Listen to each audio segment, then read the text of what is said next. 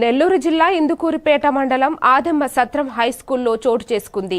9వ తరగతి చదువుతున్న 13 ఏళ్ల దుర్గా అనే బాలిక ఇంట్లో ఎవరూ లేని సమయంలో వాష్రూంలో ఉరివేసుకుని ఆత్మహత్య చేసుకుంది.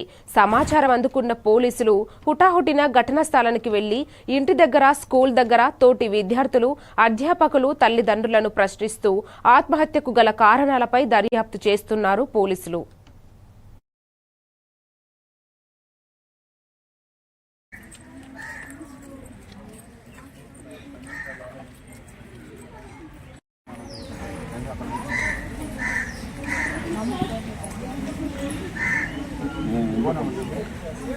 ఇందుకూరుపేట మండలం ఆదమ్మ సత్రానికి చెందినటువంటి 9th క్లాస్ చదివే ఒక పాప దుర్గా పేరు.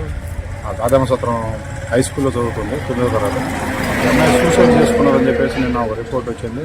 దానికి కారణాలు తెలియలేదు. దేనివల్ల ఈ విధంగా సూసైడ్ చేసుకోవడానికి కారణాలు ఏంటి అనే దాని గురించి వాళ్ళ ఫ్రెండ్స్ని, క్లాస్మేట్స్ని, టీచర్స్ని, అదేవిధంగా